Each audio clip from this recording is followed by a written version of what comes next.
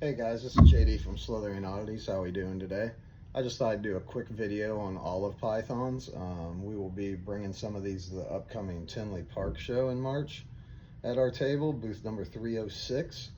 A lot of people have asked me for a video on olive pythons. I'll do a more in-depth one later, but we'll just go through real quick here. Care requirements are going to be much like any other Australian species. I keep a hot spot of about 90 degrees.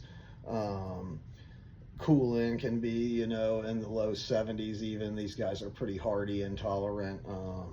In winter cooling temperatures, they go a little lower than 70 for me even.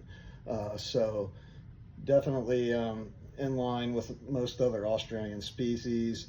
Doesn't need a ton of humidity, sheds out even when it's fairly dry.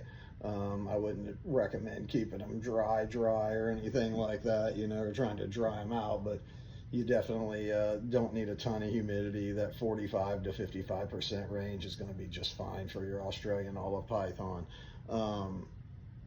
These, to touch on something real quick, these often get confused with what we call a Papuan python, or some people used to know it as the Papuan olive python. And the Papuan python used to be classified as a subspecies of the olive python, but now it is its own genus.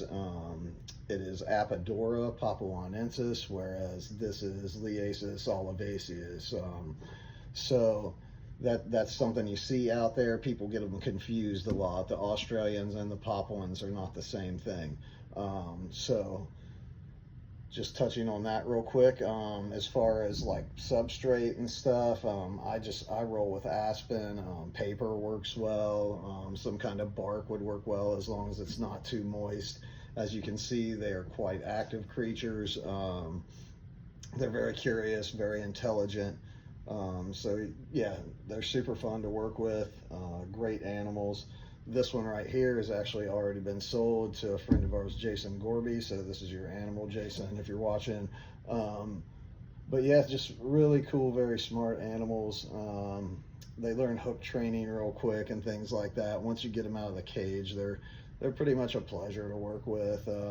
Every once in a while you get one that's overzealous and mistakes you for food, but even that's fairly rare. Most of my babies like this are really placid right out of the gate. The adults are pretty placid. You just got to understand their feeding behaviors and get past that, and then you're good. So yeah, olive pythons, fantastic species, beautiful, great purplish iridescence to them under the right light. There's something that when you look at them, you might not see that beauty all right away, but they're kind of like one of those fine wine things. As they age, it gets better and better. You just notice more things about them. Just fantastic animals. So yep, that's Australian olive pythons. Thanks for joining us.